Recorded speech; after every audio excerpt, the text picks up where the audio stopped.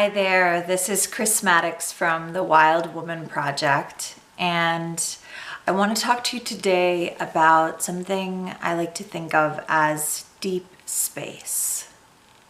So I'll start with a story. I learned this over a year ago and have been totally fascinated ever since I heard the story.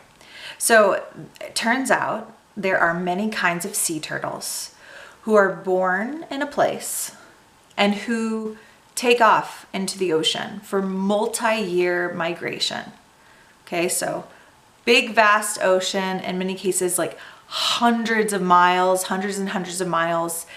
And when the sea turtle decides it's time to mate and lay eggs, that sea turtle finds its way all the way back home through the big, vast ocean, back to the precise spot where they were born.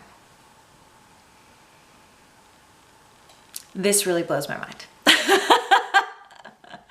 Isn't that crazy? Isn't that amazing? After looking into it a little bit more, it turns out that the sea turtle is guided by the magnetic field of the earth. Tuning into the ocean, feeling, sensing its way essentially back home.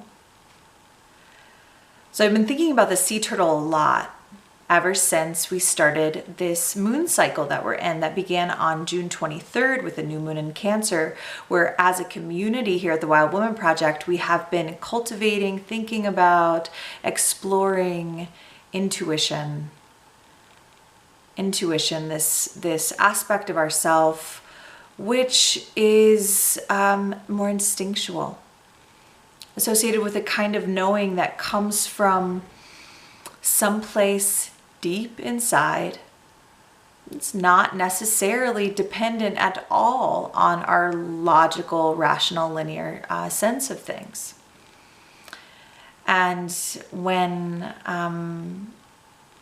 working with the Wild Woman archetype, one has the opportunity to take these symbols from nature, like the sea turtle, or like the moon, or a tree, or a particular plant, a particular element, and zoom in on it and learn something.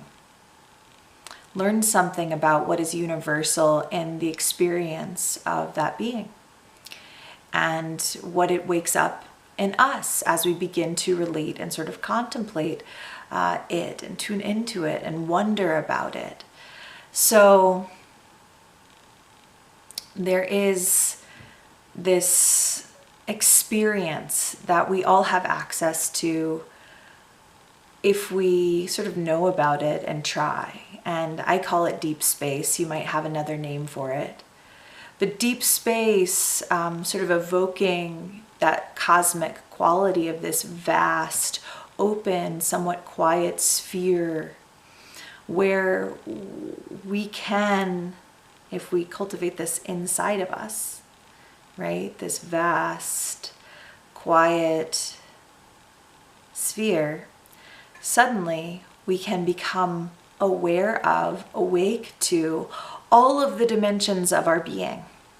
So our physical body, how it's responding in the moment, what's going on with the physical body, what's going on with the subtle body, the electromagnetic field, the body, the buzz of the body.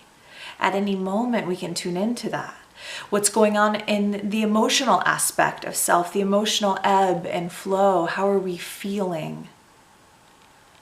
We can tune into our mental faculties and feel the fullness of the thought forms that come through our minds and in our communications. Then there is that deep and profoundly wise voice inside, which has different names. You might have a particular name for what that is. You might call it the soul, you might call it the heart, you might call it inner guidance, but it's that sort of deep place inside. So you have all of these aspects of your being constantly moving through every moment of your life. And we can either be aware of those things or not. So when we're in a deep space, we are awake to those things. It's kind of an amazing thing because the reality that you are alive and living and participating in an unfolding experience becomes extremely obvious. It's like, okay, wow, I'm alive, I'm living. What's going to happen in this next moment? And how can I navigate my life with full awareness of all of these aspects of my being, which are playing, right? Whereas in shallow space, we're not really thinking about all of those depths. We're not really, and you don't even have to be actively thinking about it. You just have to be tapped in, awake to them. So in shallow space, that's not really going on. We're kind of like functioning maybe through one of the parts, or maybe we are functioning through the ego, and the ego, you know, has ways it likes to present us, you know, you know, brings into question the difference between who we actually are and what the ego would like to tell the world that we actually are. And in deep space, there is a kind of honesty. I am who I am. This is who I am in this moment. And I think that there's a vulnerability in that holds a power. Because we're all looking for the real, for what's true. Nobody wants to be in a conversation, just like shallow conversation, just egos bouncing off of egos. It's a distorted, strange thing that we do when we start operating and communicating from this shallow space. So in deep space, we are standing either, you know, alone, standing with ourself, feeling the fullness of ourself, the fullness and the possibility of life, and the reality that it's actually unfolding in every single moment. It's pretty amazing. If we're with other people, there is a kind of vulnerability that allows for creativity and spontaneity and play, where we haven't like decided what's going to happen and then just sort of tunnel visioned, but instead maybe we have a plan with our friends, you know, or our colleagues or whatever. So we can start with a plan, but we hold it lightly and we show up. And if we're in deep space, then the possibility of what can unfold with other human beings becomes like the possibilities open up. And if everyone's kind of in this deep space and you're in a great conversation, or if you're in a creative meeting and everyone's awake, alert, alive, present to what is unfolding inside and outside of them, that is a very magical space. That is a space of possibility and a space of creativity and a space where we can feel and sense through our ideas. You know, it doesn't have to be this thing of like crunching numbers and using the linear aspects of our intelligence to kind of like figure it out from the brain, but instead, you know, the brain is there. We do have that ability and that function always going. But in deep space, you have allowed all of these other parts of self to come in and inform. And suddenly the intuition and the rational mind are working together in harmony to create a more full, more true, more creative experience. So deep space, how do we do it? There are so many ways to get to deep space. And a lot of this kind of stuff maybe already exists in your life. You may know what I'm talking about, you may feel like, oh yeah, I know what that is. There might be a certain person in your life. You're like, I don't know what the deal is. Every time I get together with that person, it's like super deep and super awesome. And I notice it as different from maybe some of my other interactions. Or maybe there's a particular spiritual practice that you do, or a wilderness practice that you do. And you feel like when you're in it, you feel that sense of total aliveness and awakeness to the fullness of your being, a connection to the living organism of life, But I'll offer a couple of things if maybe you'd like to cultivate this a little more that are very simple. So 1, slow down a little bit and start with your breath with that. So just let the breath steady out. Go a little slower than normal. And as you start to slow down the breath,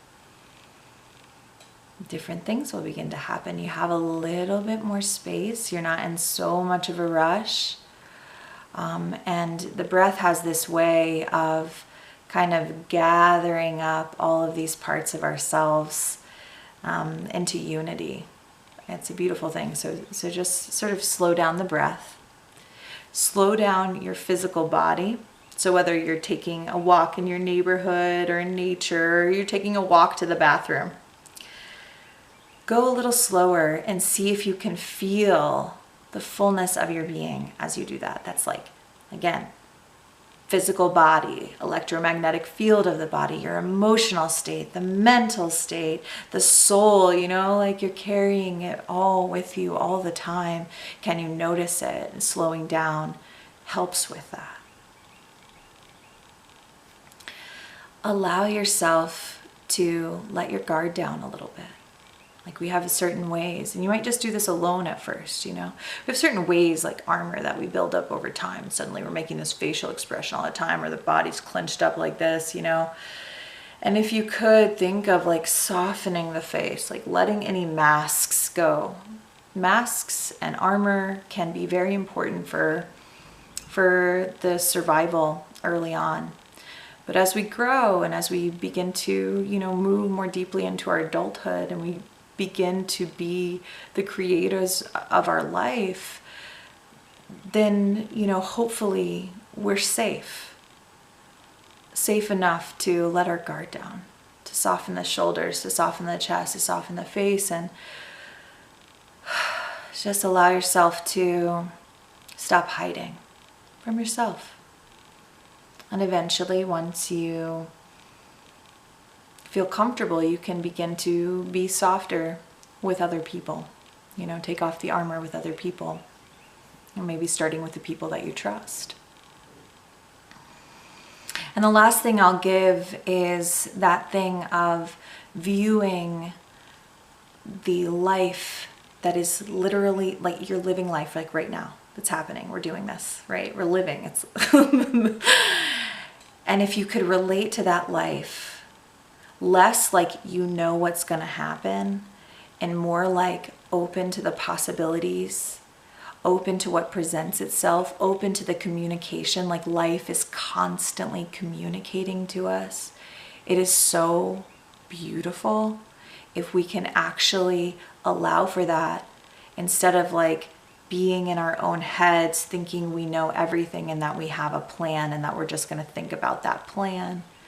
We shut ourselves down from the magic and the possibility of life when we do that. So if you can, let your sort of like third thing that you're working with here just be to look around at this moment and every moment moving forward as a realm of possibility.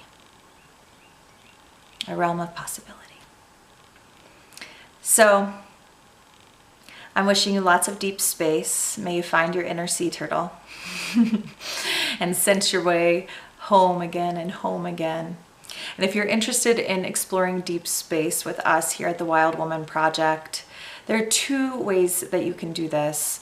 Number 1, Wild Woman Fest is coming up. It's on top of a mountain. It's an amazing gathering of wild women from all over.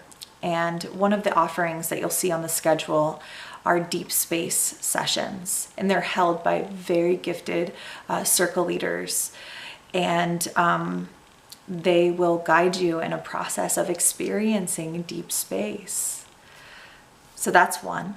Last day to get your tickets for that is July 24th, and we meet up on the mountain in August. The second one, if you can't make that, or if you want access to this right now, our Wild Woman School for this moon cycle is how to create personal, meaningful rituals for everyday life. So we had our live class earlier in the moon cycle, but now you can register for that class and get instant access. And rituals like morning rituals and bedtime rituals are a sphere of deep space. So if you want to explore that a little bit more, you can download that like right now. The links are below this video. Thank you so much for listening and being in this space with me.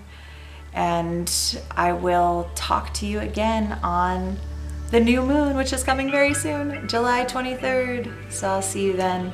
Until then, much love.